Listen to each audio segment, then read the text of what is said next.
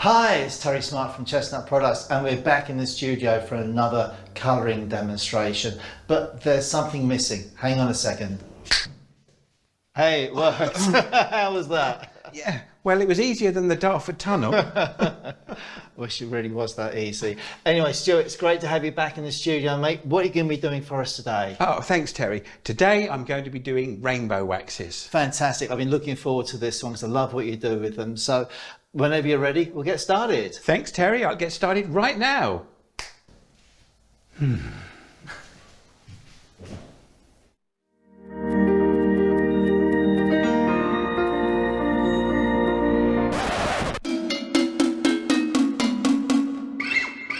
Okay, so the first colours I'm going to be using are the range of blues and the ivory. And before I start, I've just put some gloves on because the rainbow wax is very brightly coloured. You can get it on your fingers quite easily.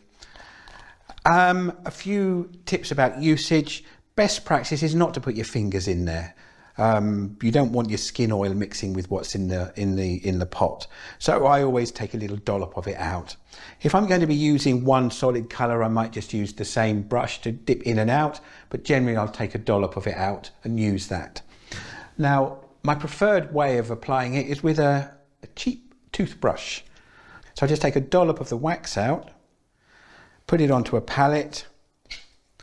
I've probably been a little bit generous with that amount, but that'll get us started. Now, you can use them straight from the pot.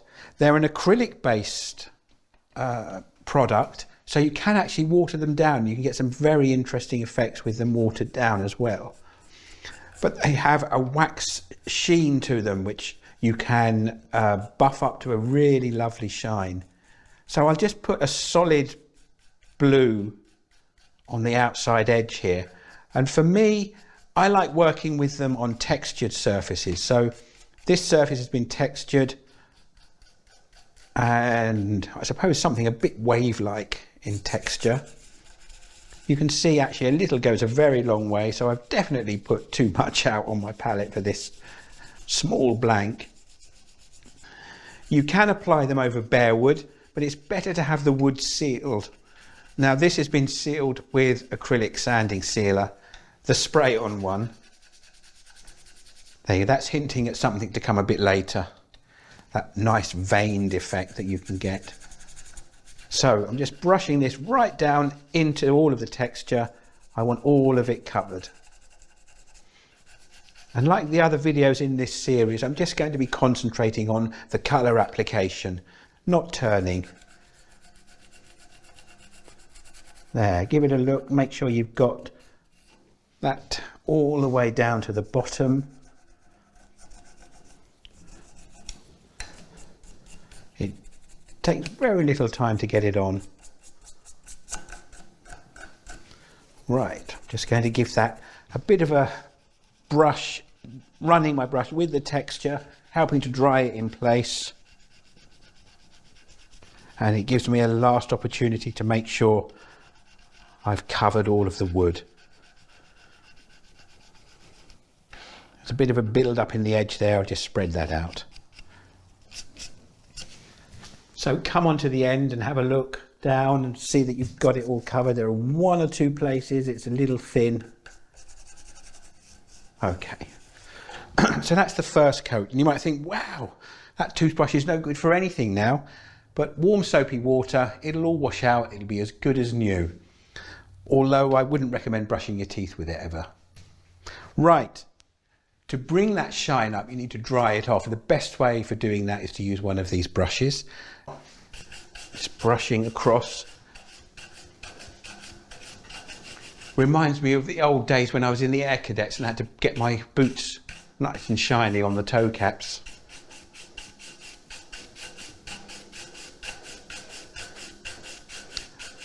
Now, if I was only going to put one colour on, I'd probably leave it to dry. But I want to blend some other blues over this or into it just to make it a little bit more interesting in texture.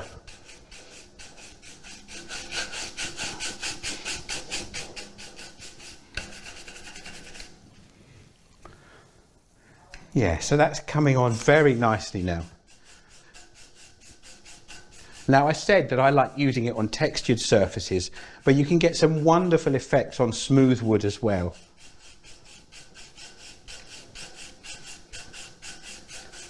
And on smooth wood, the application process would be exactly the same. Put it on with a little toothbrush or wipe it on with a cloth. You can then use your cloth or a brush to buff it.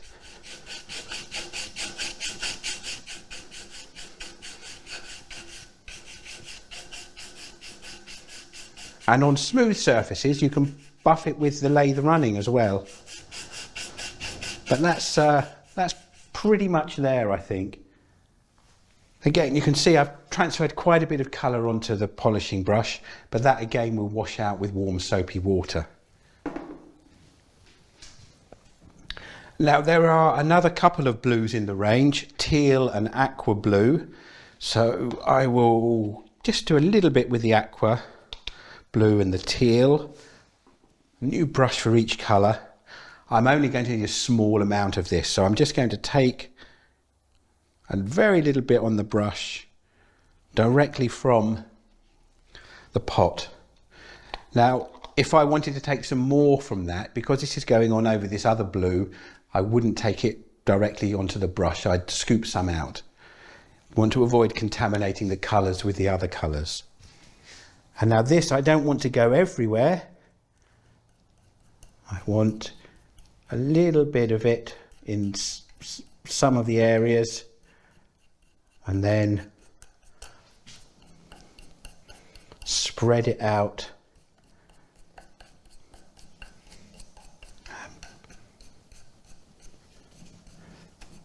There we go. I'll be looking at another variation of this technique a little later on. Now, another way to dry it off with a bit of paper towel. I'm just going to wipe that in.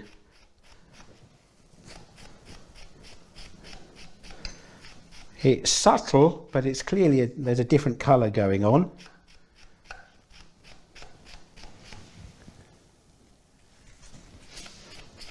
Just want to get it dry. You can see it comes off on the paper very easily. Buff, buff, buff. Right. And with the texture, it really catches the light differently as you move it around. Okay. We'll get on to the aqua blue, which is probably the most vivid of the blues. Another little toothbrush. Again, I'm not going to need more than this amount, so I'm going to just use it straight from the brush. If you find that using it straight from the brush means that you get a big clump of it in the one place and you don't want that, of course put it off in your palette, wipe some of that excess off, but that's plenty. I'm looking at some of the gaps where the other blue has gone. Going in between there.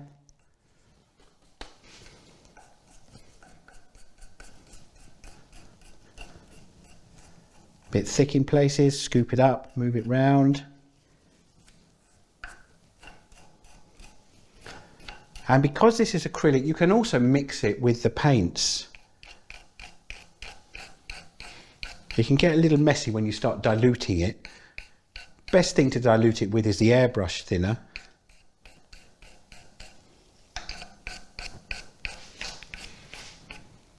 Okay, that's enough. I'm going to use another part of this same paper towel just to give that a bit of a dry.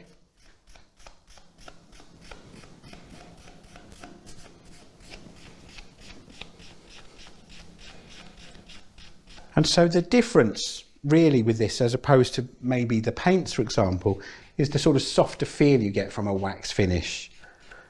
Over the top of this, because it's acrylic, you can put some lacquer on it.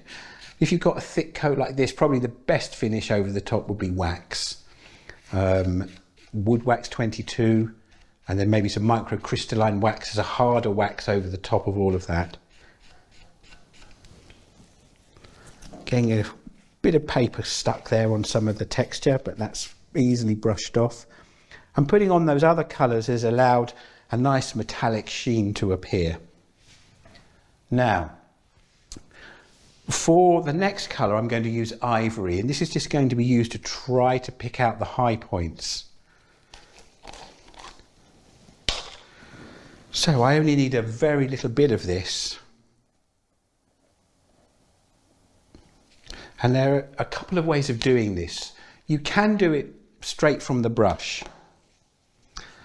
But obviously I've got a sort of a lump of it on there. If I go on straight away with the brush, then there's every possibility that I'm going to end up with a big lump of it somewhere. So a way to avoid that, if I scoop off most of it into my palette, so I've got a drier brush, I want to go across the texture just to catch those lines. So that's one way, and that's just picking up little flecks of the white. Keep rotating it. And then that really helps to see the depth in the texture. When you've got solid colour like this in texture, sometimes the texture can disappear from view. But if you pick out the high points, it accentuates that depth. So that's one way of doing it. Another way is to use a gloved finger, and that I find that gives me a bit more control with where I'm going. So just wiping that on, that's probably my preferred way of doing it. If you don't mind getting, well, it's not your finger dirty, is it? It's the gloved finger.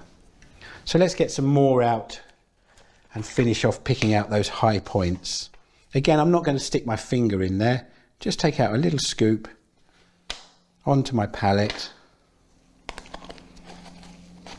seal it up. You know how shavings get in every pot of wax in your workshop if you don't seal them up. So bit on the finger, gloved finger, and just run across the top.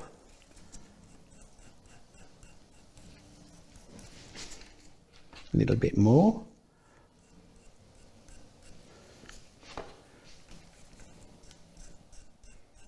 So that's really picking out the top of the texture very nicely, and we'll give that a little bit of time to dry off. Don't forget to look from different angles to see that you've got it covered appropriately. I think that's just about enough. Again, you don't have to do this in the lathe. Certainly a piece this small, you could easily do it in your hand or on your workbench. You wouldn't have to do so much stooping as I'm doing. Now, the more you work the wax over the top of the other colours, it will pick up and mix with those colours. So if you want to keep the clarity of the ivory, just only a few strokes, a few passes with your finger before you reapply, get some fresh colour on, and then go over the top. So you can see perhaps around here we've got wax lines running across the texture in the bottom of it where I was doing it with the toothbrush. And like I said, I think this is a better way of doing it to get picking out that top of the texture. You can dry brush with that, but you need to use a different sort of brush. The toothbrush is bristles are a bit too stiff for that, really, I think. Now, if I buff that now, I'm going to move around that ivory a little bit too much for my liking. So we'll give it a few minutes to dry, and then I'll buff it with a piece of dry paper towel, and that will really bring out the shine of the wax. Right, so it's had about 10 minutes or so to dry, so I'm just going to polish the top with a little bit of paper towel, and that will bring the shine up, and that will be the end of the colouring of this piece.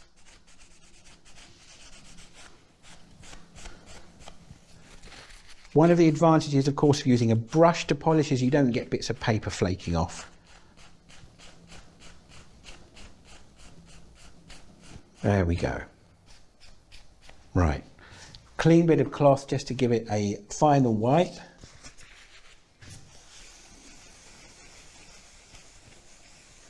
And then we'll take it off the lathe and have a look at what we've got. See there how dry it is, nothing coming off anymore. Get the chuck key.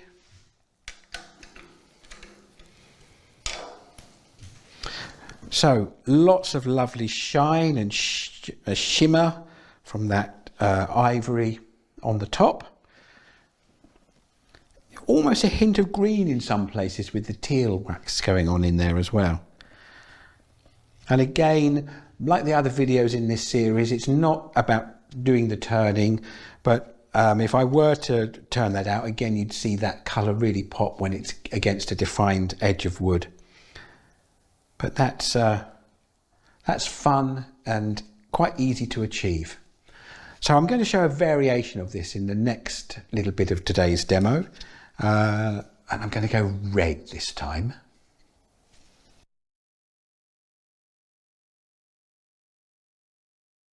Right, so I'm going to use copper and red on the next piece just to show another way of combining the colours. You don't have to mix one over the top of the other. You can get a nice gradient effect working. So we've got copper here. Get a brush to put it on with. And again, I'm probably going to get enough on the brush in one go without me having to put it back into the copper. But if I do, that's not a problem because I don't have any other colours that it would be contaminated by.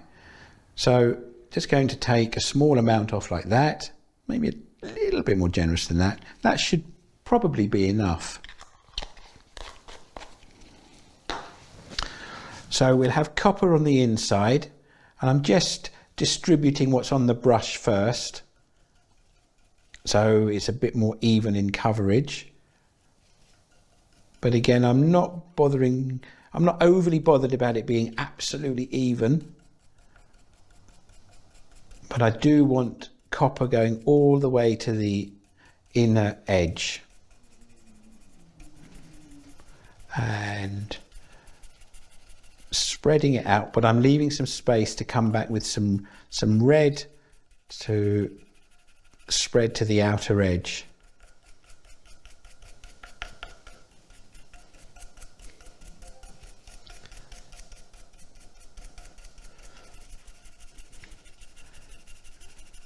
There we go, nearly done. And as I'm working the brush around, rubbing it more, it's helping to bring some of the shine out.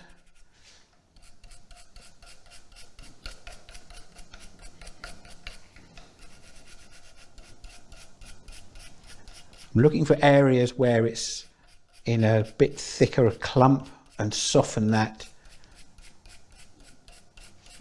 into the wood. I don't want to overwork it though and end up with wiping it all off.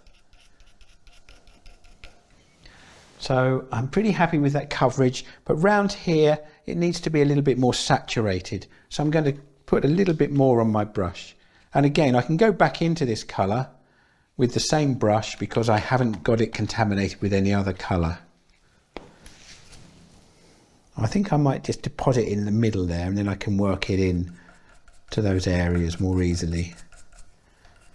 And if you get fed up with cleaning out palettes, maybe that's a little tip that will help you out.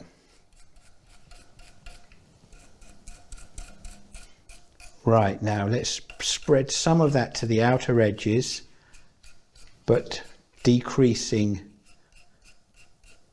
saturation, just providing a soft feathered edge here to work the red into.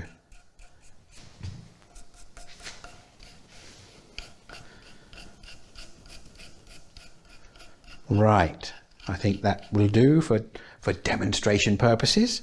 Right, red next. So another little toothbrush in evidence. I'm going to take a clump out and put it in my palette in a spot that hasn't been used. There we go, that will do. Now, I don't want to mix it in with the copper. I want the one to lead into the other. So I'm going to start off round the edge, brushing this in. And again, you don't have to do this on textured wood. You can do it on a smooth surface as well. And if you wanted to speed it up a little, the coverage, like I said earlier, you can thin this down with the airbrush reducer. And then you can apply it with, almost as a paint.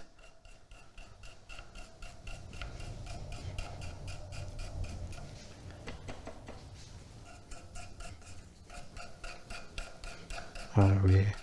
Just working our way round. It's not something you have to hurry. Take your time doing it. Make sure that you're getting the wood covered.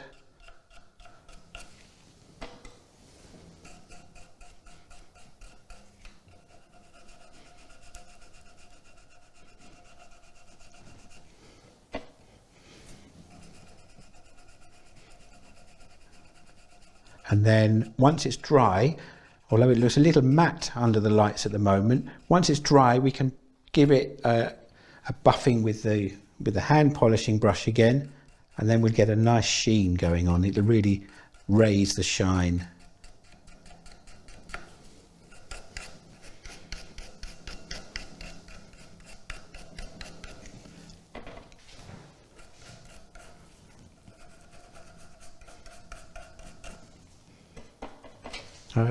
There we go, nearly there.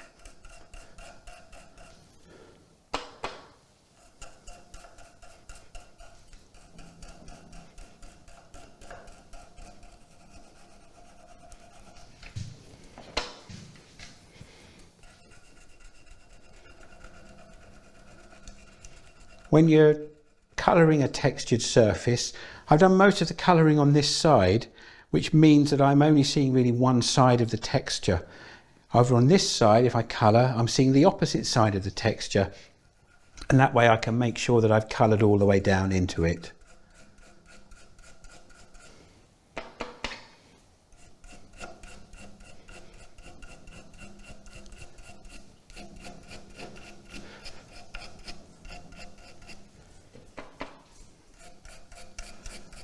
There's a few areas where the copper meets the red that I'm actually going to come back in with the copper on.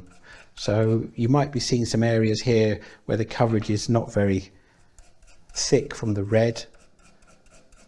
And I think I need to go back, just give the copper a little bit more space on the surface. Okay, look at it from the end. So looking end on, I can see there are some bits here that aren't really covered. Let's get some more of that red in the brush. And that's probably it for the red. So the copper has only had copper on it. I'm going to get one more scoop out.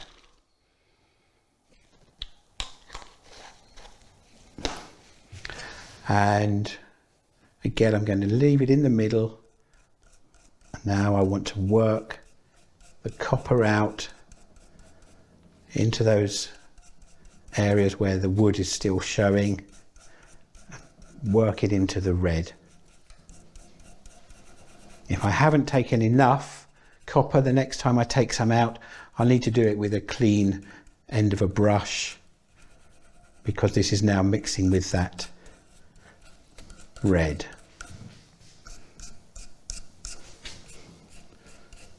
Okay, let's blend them together a little.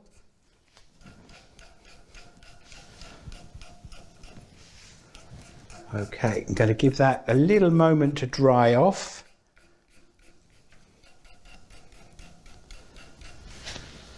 And while that's drying, oh, I can stand up straight. Right.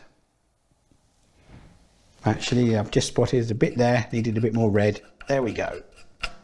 Right, that's it. So, hand polishing brush, and we buff that up and get a nice shine on it. In fact, you don't even need to buff it while it's in the lathe.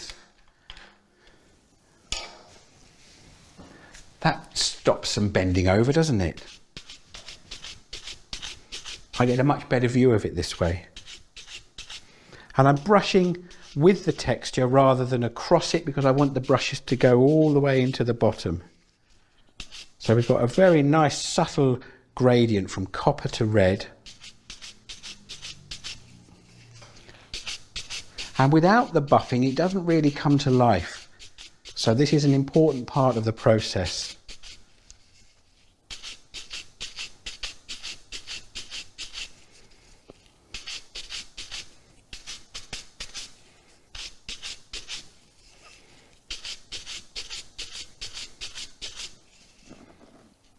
There, so you should be able to see that lovely shine now, really catching the light.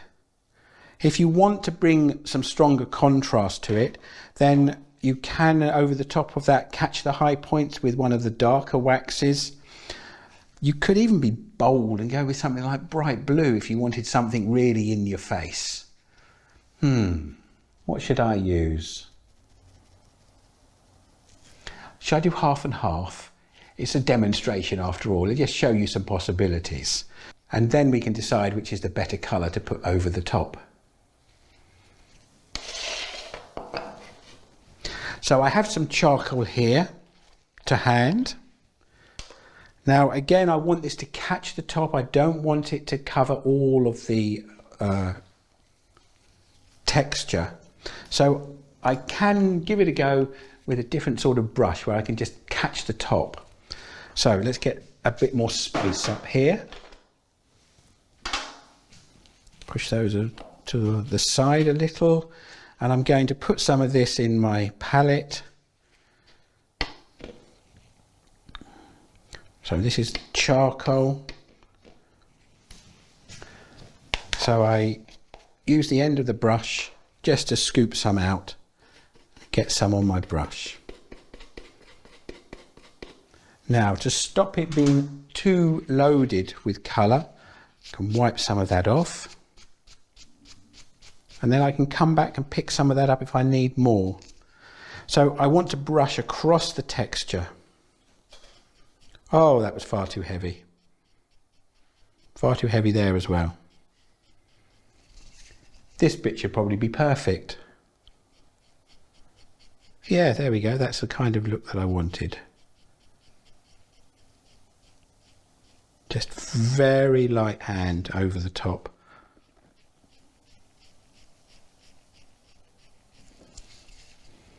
Where that's gone very wrong, that bit. Never mind. I'm here to make the mistakes for you. So I still had a bit too much on my brush. And I'm running out of room to try bright blue on it now, aren't I? Don't worry, I'll come back to that bit in a minute. Right, now we're not going to employ any camera trickery and try to hide those mistakes. That's what happens if you put too much on. But round here where I've had less on the brush, it really does help that texture to come to life. This bit has got much more depth to my eye than round here where we haven't picked out the high points. But I'm going to get some bright blue to put that on there because I think that's going to make it a really bold statement. So when I say bright blue, I'm going with the aqua blue. And I've got another brush, similar, much fuller brush. It's had no colour on it. We've seen how little is actually needed. So there we go, hardly anything on that brush at all. Again, put the lid on. We don't have a workshop full of shavings here, but it will find its way into there if you leave the lid off in your own workshop for sure. Right, just wipe off some of that excess. So I've got a very little area left to try this blue.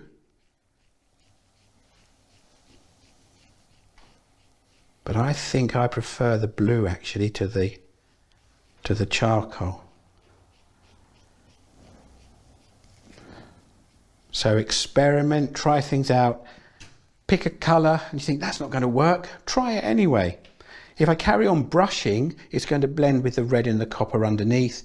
It'll lose its clarity and become a bit murky looking. So don't overwork the waxes. Give it some time to dry, then you can buff the top with a bit of cloth and that will keep the blue shiny and clear. So that needs a few minutes to dry off before the buffing can take place. So the blue and charcoal have had some time to dry now. Bit of safety cloth, just give them a bit of a buff. And again, I just really want to catch the colour on the top to bring the shine up. It's not about blending it in and mixing it with the red or the copper. You can see a little bit coming off there, so it's just about ready for buffing. And I'm not going to buff that blue again. I'm going to move on to the charcoal. Again, there's the mistake where it was put on too heavily. So I buff this lighter area first, just to put a bit of shine on the very top.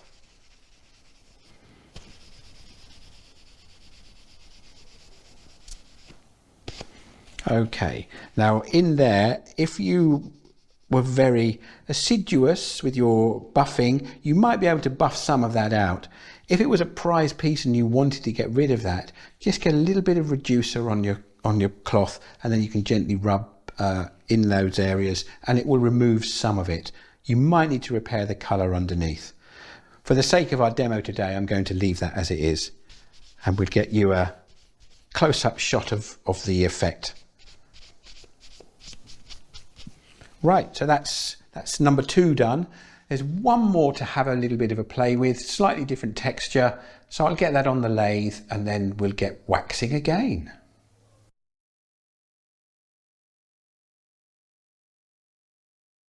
Okay, so for the final piece in this demonstration, I'm going to mix it up a little bit. I'm going to combine the waxes and the iridescent paints. Now, if you wanted to put iridescent paint over the top of the waxes, that might be a little problematic, but put underneath them is no problem at all. So I'm going to go with some of the red first to colour this piece completely, and then I'm going to pick out the highlights of the texture with a couple of the rainbow waxes. So I'll give that a little bit of a shake and get some out in my palette. Find a cleanish spot in there. Okay. And load up the brush. Now, you don't need to be neat or very fastidious with this. You're just really working it down into all of the texture to get a good covering. I may well come back and do 2 coats of this. Again, the wood has been sealed with acrylic sanding sealer.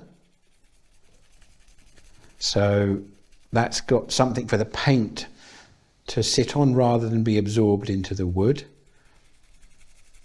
And the texturing, I've got different patterned texture on this side. So we've got some deep scooping cuts, and then across the top of that some shallower radial cuts, which should be picked out when we put the waxes on. So I want to work this down. I've got to make sure the red gets down all the way into the bottom of the texture, because that's where the red is going to show most.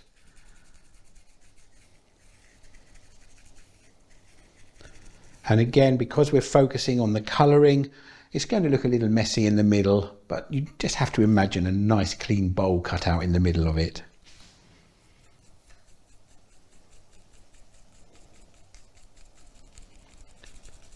So that first coat is just about done. Come on to the end, find spaces or places where there isn't any coverage at the bottom,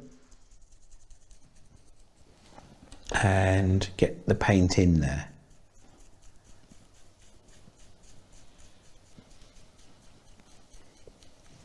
I know that some people may be a bit reluctant to get into colouring and texturing, and certainly when you combine texture and colour, you can think you're making an awful mess of something, but you've got to just persevere and keep going. see what the true end result is. At the moment, this might be looking, well, that's a bit of a mess, isn't it? But perseverance is often rewarded with this kind of work. Right, that's just about done. One or two spots where it's a little, coverage is a little shallow. So leave that to dry, and then when it's dry I'll make a decision about whether it needs a second coat, but it won't take very long to apply that if necessary. But we'll give that a few minutes just to dry off before we move on to the next stage. Right, so the first coat has dried. I'm just going to darken it up with a second coat, just make sure I've covered all of the wood, especially down into the bottom of the texture. The second coat is always quicker than the first one. Here we go. And it's the bottom of the texture I really want to make sure is covered. That's where the red is going to live and stand out. So I'm getting right down into the bottom of the texture. We've got texture running this way, but we've also on top of that got shallower texture. So I want to brush this way too to make sure that texture is all filled with solid colour. As I say, the second coat doesn't take nearly as long, and that is it done. So in the deeper texture here, I don't want the paint to have puddled, so I'm just working that around with my brush, spreading it a bit thinner, and we're at that stage where we need to give it a few minutes to dry again. Right, so our second coat has dried, and now we're going to put the wax over the top, and that will really help the texture to stand out. I'm going to start off with the bronze. I'm going to use the end of my brush just to take a scoop out. There we go, that's plenty. Again, keep putting your lids back on. I'm going to put that just into the corner of a palette here. And what's left on the outside of the brush, or the top of the brush, I'm just going to put on my finger here. Right. So I can see what I'm doing. I want to go over the top lightly. In the last one we did it with a dry brush. You can use a finger. I want to go against the texture. So round here, those edges that might be lost on camera are really getting picked up now by the wax.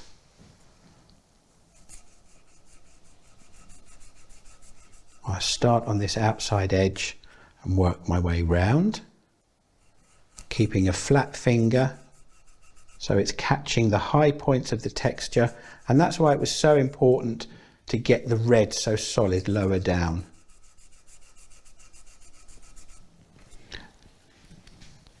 Now, because it's easier to keep your finger flat, this sometimes can be easier if you're a ham-fisted dry brusher like I proved myself to be a few moments ago.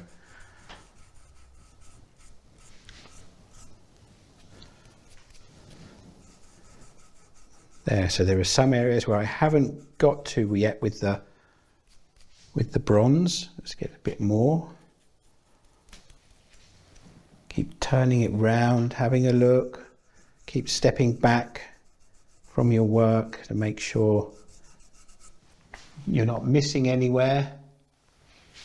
And the bronze really does make a nice contrast with the red, but I feel we can add a little bit more drama with a little bit of charcoal. So in terms of coverage, the red is covering all of the blank. The bronze is then going to be the second most used colour, and the charcoal I'm going to use a little more sparingly, just to put a third colour on, which helps to, I think, finish it off. Two colours sometimes isn't enough. Right, so just going to give that a little buff with a piece of safety cloth. Again, keeping the cloth flat, and that will help to dry off the wax, and it will also help to stop the charcoal blending so readily with the bronze.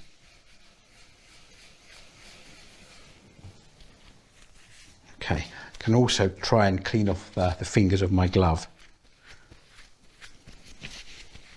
So, last of all, the charcoal. I'm going to put some on the end of a brush. That's probably enough, but for safety I'll take a little more.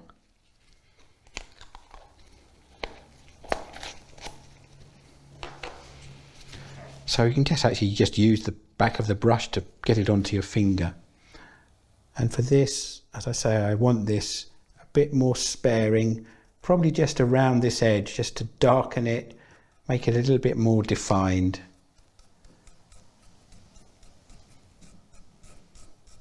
Pushing it outwards.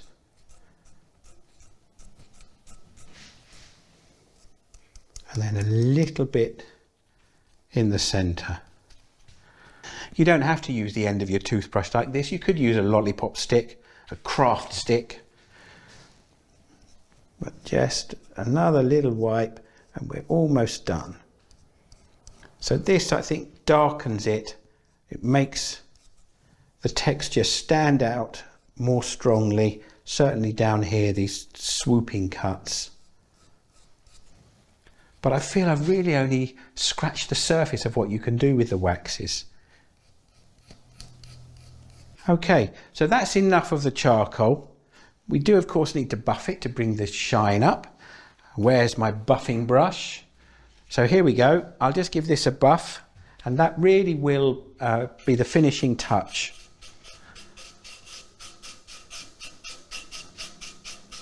To protect that surface, of course, you may want to add some more wax.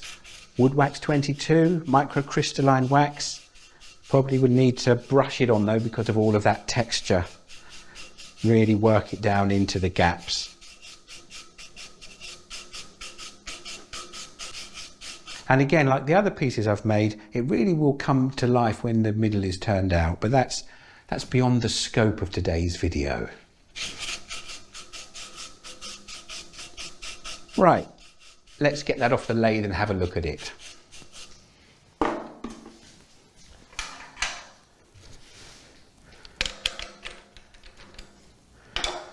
Right, so I can see what I've done. Yep. So it gives almost like a metallic shine to it. That charcoal and the bronze against the red here. The vividness of the red obviously comes through, meets the eye first. But without this wax highlighting the texture, you really wouldn't see it nearly as clearly as you do. That's another great way of using the waxes. There are lots more ways too. But hopefully this will be enough of an inspiration for you to go and give the waxes a go yourself.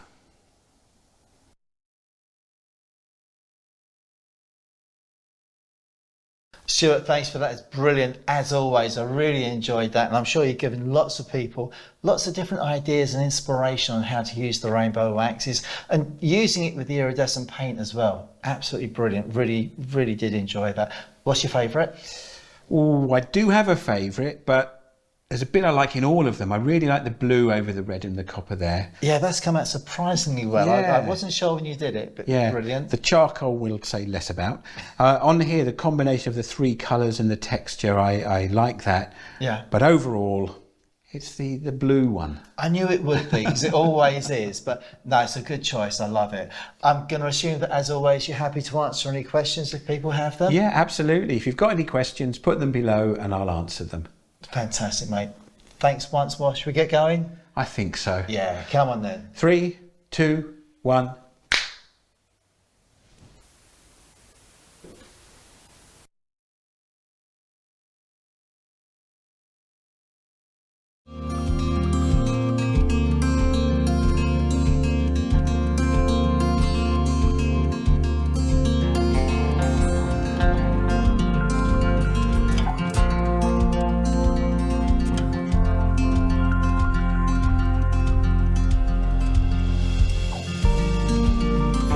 Now to dry that off and to get the sheen, I buff it with a hand polishing brush.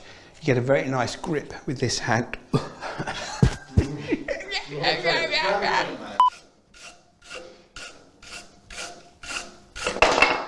Oops. So hand brushing. Hand polishing pole. Hand polishing brush.